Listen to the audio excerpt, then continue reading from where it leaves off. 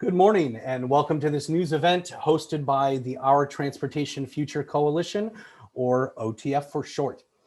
You'll be hearing from 5 speakers today, and then we will open the floor for questions during the Q&A period. The Q&A period will be for reporters only, and if those reporters wish to ask a question, you can use the raise your hand function at the bottom of your screen, and your line will be unmuted when it is your turn to ask a question. And to follow along today, you can find all of the regional and state poll results along with today's news release on the OTF website. You can go directly to www.ourtransportationfuture.org/TCI poll. Also, a direct link to this news release will be dropped in the chat window in a few minutes. And as I mentioned, you'll be hearing from 5 speakers today. Our first speaker today will be Ali Gold-Roberts, who's the Director of State Policy at Ceres. Our second speaker today will be Anthony Leiserowitz, who's the Director of the Yale Program on Climate Change Communication. Our third speaker today will be Phoebe Sweet, who is the Managing Director of Campaigns and Strategies at Nexus Polling. Our fourth speaker will be Brian O'Malley, President and CEO of the Central Maryland Transportation Alliance. And our fifth and final speaker today will be Lauren Bailey, who is the Director of Climate Policy at the Tri-State Transportation Campaign. But let's begin with our first speaker now. That is Ali Gold-Roberts, who's the Director of State Policy at Ceres. Ali, please take it away. Good morning, and thank you for having me. It's my pleasure to speak on behalf of Ceres, a nonprofit advocacy organization working to transform the economy for people and the planet, and to introduce our Transportation Future Coalition. Our Transportation Future, or OTF, is a coalition of 80 local, regional, and national organizations, including Ceres, who are all committed to modernizing the transportation system across the Northeast and Mid-Atlantic region. TCI is a critical opportunity for the region to reduce transportation emissions and improve air quality, while also providing a significant source of funding for our crumbling transportation infrastructure, outdated transit system, and increase bike lanes, walkability, and much more.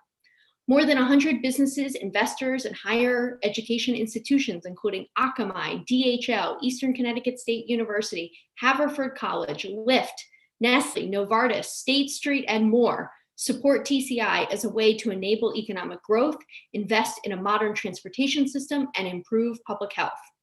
These businesses are calling on governors to develop an inclusive implementation process where rapid investments are made to expand clean transportation options, put people back to work, and prioritize emissions reductions in communities on the front lines of vehicle pollution. TCI will help improve air quality and drive down air pollution-related health problems. This is especially important as research shows that people exposed to smog may be more susceptible to the worst effects of COVID-19.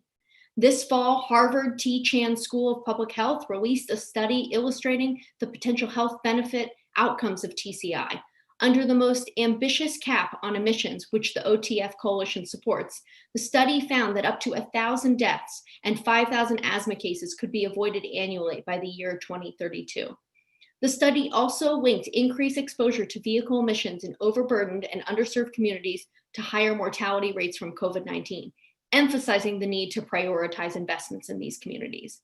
We expect that when we see the MOU from states next week, it will include essential equity provisions. These provisions should include a commitment to invest in overburdened and underserved communities, as well as clear and inclusive processes to involve those communities in investment decisions. We credit the strong advocacy of local advocates that have been pushing to include these provisions, which are necessary for the success of TCI. Complementary policies such as air quality monitoring, data transparency, and emissions hotspots, and more will also be needed to build off of TCI and help close the gap on the persistent inequalities related to transportation pollution. We are expecting states in the region to finalize a memorandum of understanding for TCI, and this is an important step in program implementation, but it is by no means the final step. A core group of states will launch TCI, but additional states will be allowed to join at any time, following the example of other multi-state carbon pricing programs across the country. While TCI is a multi-state program, individual participating states will be able to engage with local stakeholders as state leaders determine how best to spend the revenue. While some states will have a legal requirement for legislative authorization on spending, we encourage the administrations from all participating states to gather input from a broad range of stakeholders. This will help ensure the program revenue is directed toward initiatives and programs that will both reduce emissions and alleviate the historical inequalities of transportation pollution. Thanks so much and look forward to talking about the polling. Thanks. And again, that was Allie Gold Roberts, Director of State Policy at Ceres. Let's proceed to our second and third speakers today. Those are Anthony Leiserowitz, Director of the Yale Program on Climate Change Communication, and Phoebe Sweet, who is Managing Director of Campaigns and Strategies at Nexus Polling. Great. Well, good morning, everyone. So just to reaffirm, my name is Anthony Leiserowitz. I'm a faculty member at the Yale School of the Environment, where I direct the Yale Program on Climate Change Communication. We were engaged to do a study of how do people across the TCI region respond to this set of proposals. But just to set a little bit of context here, I mean, to state perhaps the obvious, but to remind us of the obvious, you know, the nation in our region is currently confronting multiple and intersecting crises. A devastating pandemic, massive economic crisis, worsening climate change, critical equity and justice issues, and long overdue crumbling infrastructure. And I would say that more broadly, that in short, this study and other research shows pretty clearly that a majority of Americans are hurting and want bold, ambitious action by their leaders to solve these problems. So in this context, last month we conducted a representative survey of 3,818 registered voters in the 11 TCI states plus the District of Columbia to assess their support for big public investments in transportation, housing, water, energy, and broadband infrastructure, as well as efforts to reduce climate change and air pollution and accelerate the transition to clean energy and electric vehicles. And really the big takeaway is that voters in New England and the Mid-Atlantic strongly endorse bold state and regional action on all of these fronts. As I hope you've had a chance to at least look at some of the results, more than 7 out of 10 registered voters support their state participating in the Transportation and Climate Initiative. In particular, in the midst of this pandemic, they cite the critical need to ensure that essential workers be able to get to work safely and on time as their top priority. But they also strongly endorse a whole host of other reasons to invest in transportation infrastructure, including reducing air pollution and improving public transit. Also, I think importantly is that the context is that we're still in the midst of the COVID-19 pandemic. And in that experience of regional cooperation, because of course no state is an island, every state ultimately is intersected and connected by all of these systems, including in dealing with the pandemic. In that context, they strongly support their governor working with other governors in a regional approach to solving these shared problems. And then last thing I'll just say, from the perspective of a social scientist who's been studying public opinion about these issues for nearly 2 decades, I gotta say, it's really rare to see such a social consensus for an initiative like the TCI overall and for each of its components. I mean, we're finding huge majorities of voters support strong action to address all of these intersecting challenges. And I think that's one of the unique things about the TCI initiative is that it's not just an individual state, it's not just an individual project, it's a multiple intersecting, multi-pronged approach being done at a scale where it can actually be effective, given that these are overlapping systems of transportation and energy and so on across the entire region. So with those preliminary remarks, I'd like to now turn it over to my colleague, Phoebe Sweet, who will share some more of the details from the regional results. Thanks, Tony. So I'll walk you through the data, and first I'll go over opinions on the role of government in transportation. When it comes to state government investment in infrastructure, a majority of voters in TCI states say their state government isn't investing enough in repairing existing roads and bridges. Close to half say their state government isn't investing enough in affordable housing, reducing pollution, and preparing for the effects of climate change. Roughly 4 in 10 say their state government isn't investing enough in renewable energy, building new roads and bridges, and energy efficiency. Fewer say the same about broadband, water infrastructure, public transportation, electric vehicle charging infrastructure, and airports. Voters overall are split on whether their state government is prepared for the impacts of extreme weather on transportation infrastructure. 39% say their state is not prepared, while 38% say their state is prepared. By state, more than 4 in 10 in Connecticut and New Jersey say their state is not prepared, compared to about a third in Vermont, Delaware, Rhode Island, Maine, and the District of Columbia. More than 8 in 10 say it's important for their state to reduce carbon pollution at the local level, including nearly half who say it's very important. And this includes more than 9 in 10 Democrats, 8 in 10 independents, and nearly 7 in 10 Republicans. Voters across TCI states are more likely to approve of their governor's handling of COVID than of Trump's. 67% across all states approve of their governor's handling of COVID.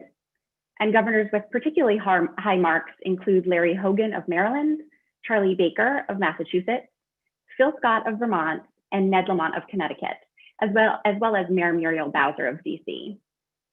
But while majorities in all of these states approve of how their governor has dealt with the pandemic, just 43% across these states approve of Trump's handling of the pandemic. And in just one state, Pennsylvania, does Trump reach 50% approval.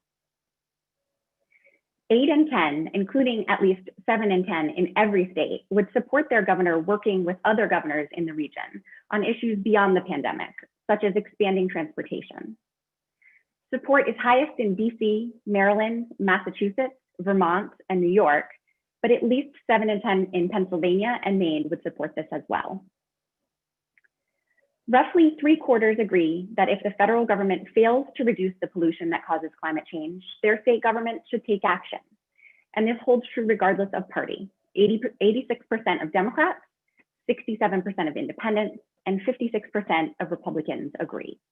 It also holds true across the states, at least 6 in 10 in every state, ranging from 64% in Maine to 75% in New York and Connecticut, and 78% in DC agree their state should take action if the federal government doesn't move on climate change.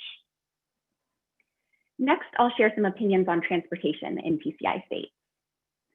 When asked about the importance of various transportation objectives, nearly all say ensuring essential workers can get to work safely and on time is important, including fully 2/3 who say it's very important. A majority say reducing harmful pollution is a very important objective, and about half say reducing traffic congestion and ensuring low-income communities and communities of color have access to public transportation are also very important. And when asked how important various factors are in deciding what method of transportation they use, reliability, safety, and convenience top the list, with about 2/3 naming those as major factors. Majorities also identify cost and health as major factors, while fewer say speed, environmental impact, and accessibility for individuals with disabilities are major factors. Roughly 2/3 agree their state government should prioritize communities of color in investments in modernizing and upgrading transportation, including 8 in 10 Democrats, 56% of independents, and a plurality, nearly half, of Republicans. Finally, I'll share some opinions on TCI itself. More than 7 in 10 support their state participating in TCI, including 4 in 10 who strongly support their state joining. And majorities in every state support joining TCI, more than 8 in 10 in DC, 3/4 in New York and Maryland, about 7 in 10 in Massachusetts, New Jersey, and Vermont, about 2/3 in Connecticut and Virginia, and about 6 in 10 in Pennsylvania, Delaware, Rhode Island, and Maine. And when given 2 statements about TCI and the pandemic, 7 in 10 say their state should join TCI as part of the recovery from COVID. There's broad support for directing proceeds from TCI to a variety of infrastructure projects. At least 6 in 10 support each of the projects tested. 87% support direct funding to repairing existing roads and bridges, including 59% who strongly support this.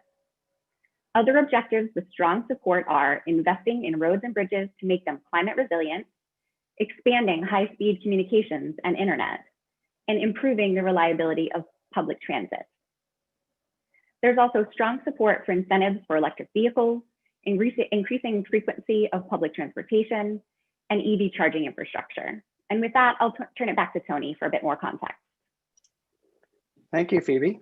And really just to kind of summarize, I mean, there's a reason why this is called the Transportation and Climate Initiative.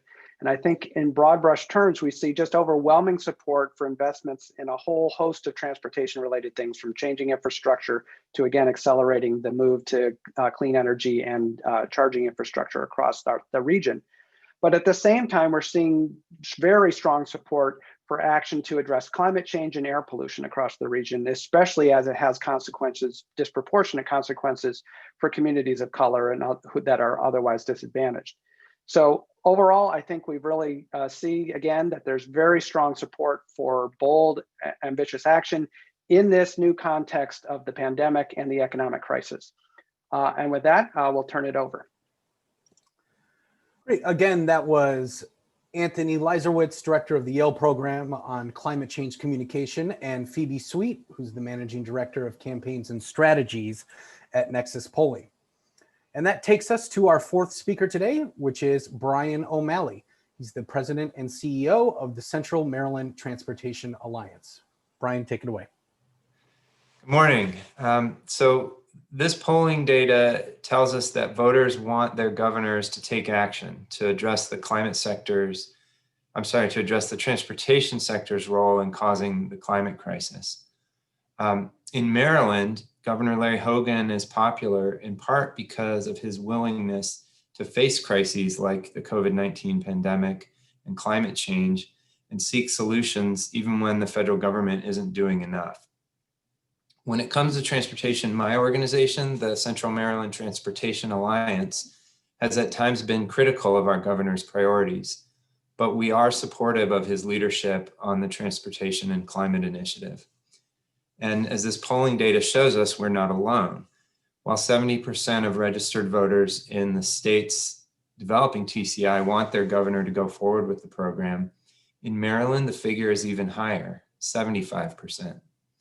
And that is partly because even before the pandemic, Marylanders were concerned about the climate crisis. The transportation sector is the #1 source of carbon pollution in Maryland. In Greater Baltimore, carbon emissions per capita were continuing to rise year over year, and something needed to be done. The pandemic has laid bare that while we depend on essential workers, they depend on public transportation. In Baltimore, 40% of regular transit riders are essential workers, many of them working in healthcare and food distribution. While some workers have been able to work remotely or drive, many continue to rely on public transportation during the pandemic.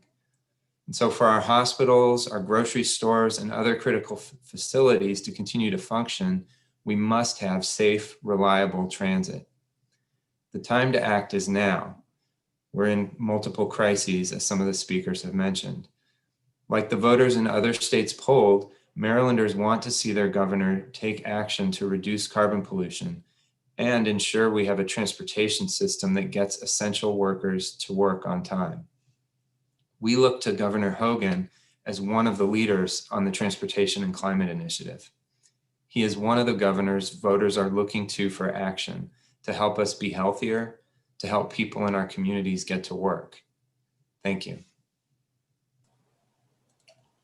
Again, that was Brian O'Malley, President and CEO of the Central Maryland Transportation Alliance.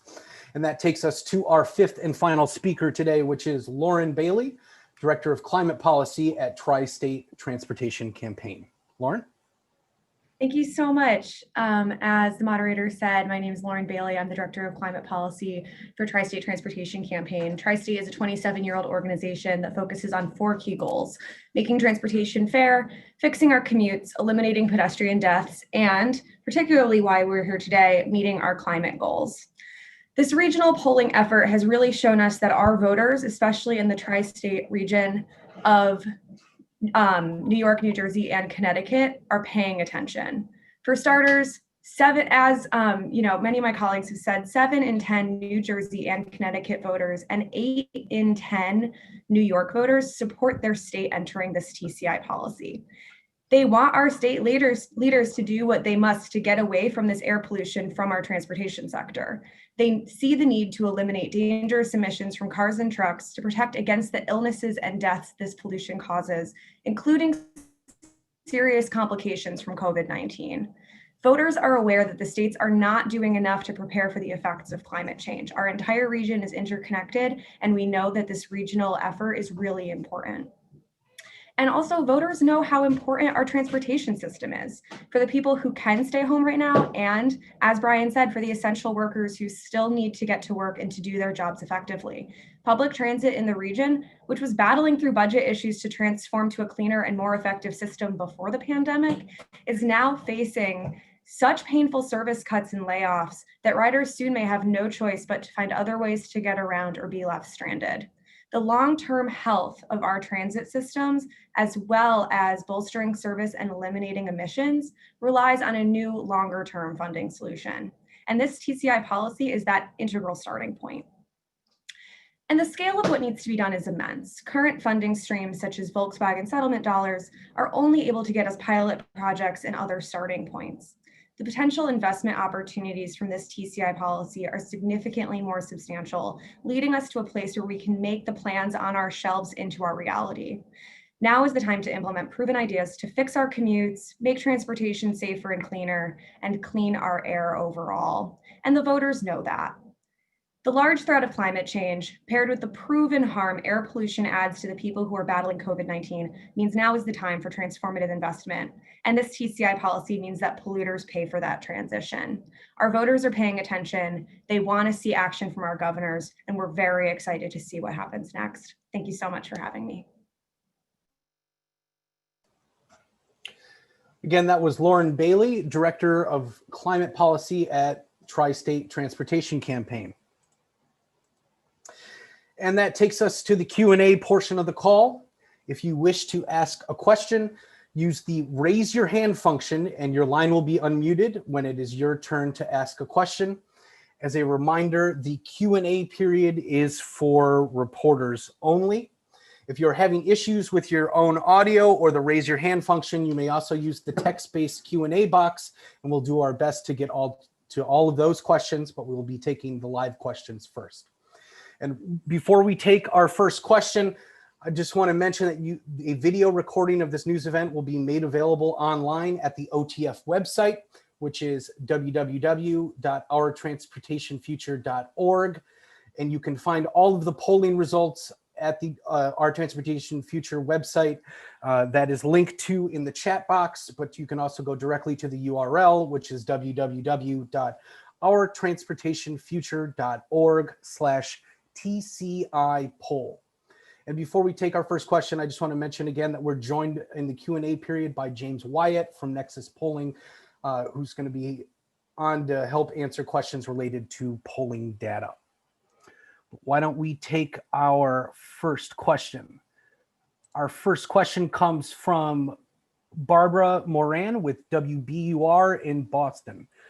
Barbara, you mind unmuting your microphone? Can you hear me? We can hear you. Okay, great. Hi. So this is Barbara Moran. I'm with WBUR in Boston. So I noticed that the polling questions didn't indicate that there might be a cost increase at the pump for consumers. So I'm wondering if we need to take this sort of positive response with a grain of salt, given that people may not be familiar with the fact that it's likely that there'll be an increase in gas prices with TCI. So can you talk about why you didn't include that as part of the questioning? So I can address at least part of that. So first of all, we didn't have the data in hand to be able to give people accurate estimates, but what I can say in broader terms, because we certainly asked lots of questions about this in many public surveys, is that I think when you do give people a sense of how much things will cost, support does drop a little bit, particularly among Republicans. But overall, we generally see that when people understand what the benefits are that they're going to get for these programs, they generally there's very strong support. So I mean, I've just never seen public support completely collapse, for example, when you help them understand how costs are going to be done. I think it's also important to say that this did describe the fact that gasoline companies would have to pay for the carbon pollution produced by the fuel they sell by purchasing these annual allowances. And we generally see, and again, this is in a broader survey context of many studies we've done nationally, is that there's just very strong support for requiring fossil fuel companies, including gas, oil, coal, et cetera, for paying for the pollution that they're producing. So, so yes, you're right. We did not ask a specific question in this survey with estimates of how much prices would go up at the pump because we just didn't have that data. But generally, we see that public support remains pretty high, even when you do provide those kinds of details.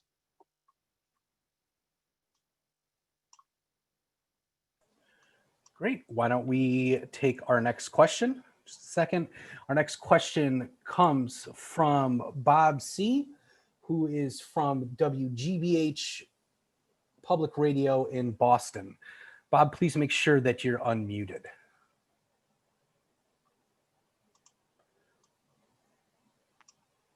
Bob, please go ahead. Okay, can you hear me now? We can. Yeah, hi, Bob. Okay, good. I'm just curious as to who was polled, if these are people at random who were chosen, and if so, were they asked if they understand the concept of TCI? Because I find the general public does not. So were these people who were familiar with this concept, or I'd be interested in polling results that showed how many people even understand what we're talking about. Yeah, that's a great question, Bob. So to answer your first question, and I'll let my colleagues at Nexus Polling fill in any details. But basically, this is a representative survey. So these were randomized selected people from across the region. No, there was not a screen of asking people, do you know what the TCI is in a detail? I think it's fair to say that most people don't know the TCI by name. But that's exactly why when we ask these questions, and I would point you to in particular the question number 11, and I'll just read it to you because we're trying to, you have to basically give people an idea of what it is that you're talking about. This question says, as you may or may not know, 11 Northeast and Mid-Atlantic states and the District of Columbia have joined together in a regional transportation agreement called the Transportation and Climate Initiative. Under TCI, states will cap carbon pollution from the transportation sector and require gasoline companies to pay for the carbon pollution produced by the fuel they sell by purchasing annual allowances. The proceeds generated by this plan would then be reinvested in cleaner, more efficient, and more accessible transportation options. Do you support or oppose your state participating in the TCI initiative? So anyway, that's the way that you generally have these kinds of issues, because you're right, most people, you know, they certainly don't know the details or sometimes are even aware of specific policy proposals. So that's a pretty standard practice, is to give them some background information as they then give you their judgments.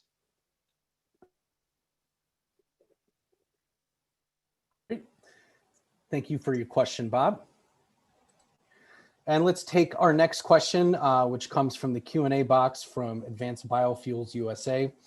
That question is, were any questions asked about restricting or prioritizing the funds from TCI for projects that would directly decrease fossil fuel use, such as increasing renewable fuel options at gas stations or increasing renewable power generation?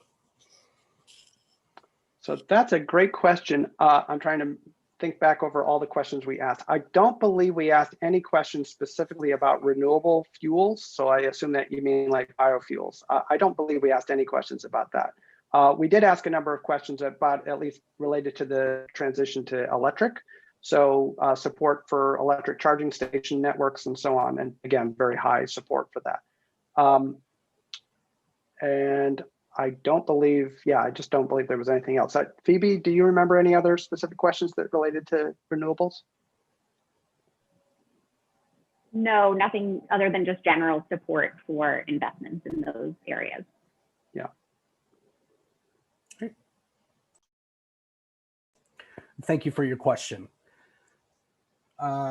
Before we just want to make sure that reporters on the line have a chance to pose their questions.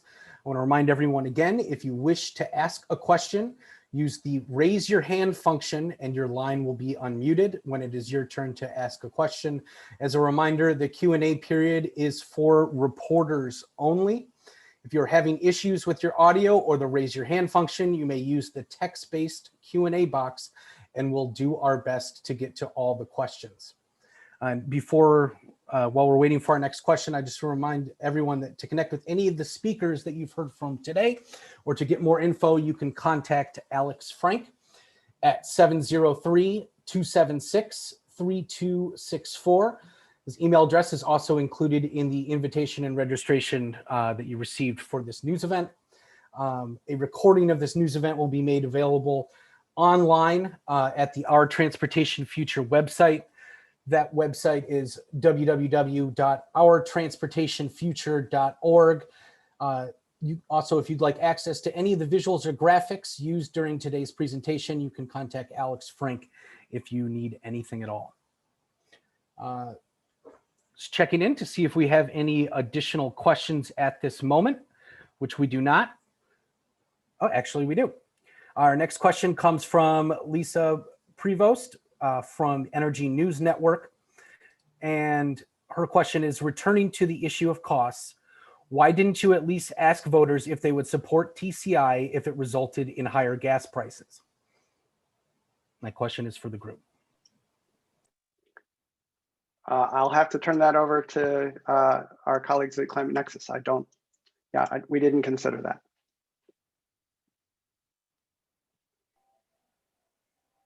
I'm not sure I have much to add there. We didn't consider it. I don't know if anyone on the panel would like to speak to the broader question there. I can just add on a little bit that, TCI is obviously a carbon pricing system focused on the essential outcome of reducing pollution from the transportation sector. So it's not a clean gas tax, which by contrast would allow states to raise and spend revenue however they like, with no direct transportation or environmental benefits. So as the transportation system reduces carbon emissions, the need for the allowances will obviously decline. And it's not clear what the gas price or pump increase would potentially look like, depending on the design of the program, whatever the cap level is at the state side, but also the broader economic conditions around transportation. COVID-19 is a perfect example of that revenue would not be collected at the same level right now because emissions are down from transportation. So it's a complicated question to put in a poll because it's not a clean, this is what the price would look like at any exact time across the board. I hope that's helpful, and probably why Anthony and Phoebe didn't include it. Thank you for your question. Why don't we take our next question, which is from Jim Cameron at the Connecticut Post.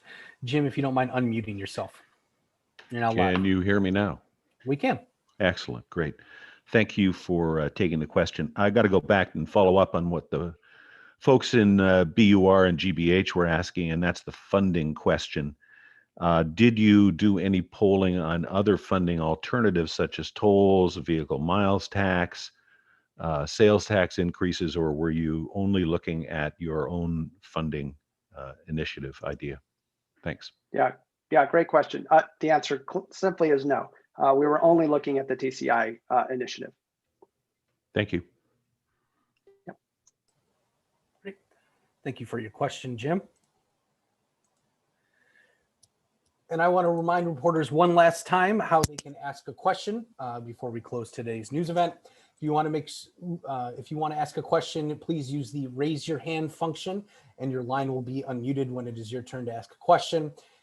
As a reminder, the Q&A period is for reporters only. If you're having issues with your audio or the raise your hand function, you may use the text-based Q&A box, and we'll do our best to get to all of those questions as well. But I'm not seeing any additional questions at this time. Well, we just want to make sure you know where you can get more information following today's news conference. To connect with any of the speakers that you've heard from today, you can contact Alex Frank at 703-276-3264 or afrank@hastingsgroup.com. A recording of this news event will be made available online at the Our Transportation Future website. All of the state and regional polling results are now available on that website. The direct link is ourtransportationfuture.org/TCI poll. Also, if you'd like to access any of the visuals or graphics used today, please contact Alex Frank if you need any of those. And I just want to thank all of our panelists today for joining us, as well as the attendees. This news event was sponsored by the Our Transportation Future Coalition. But that concludes today's news event. Thank you everyone for joining.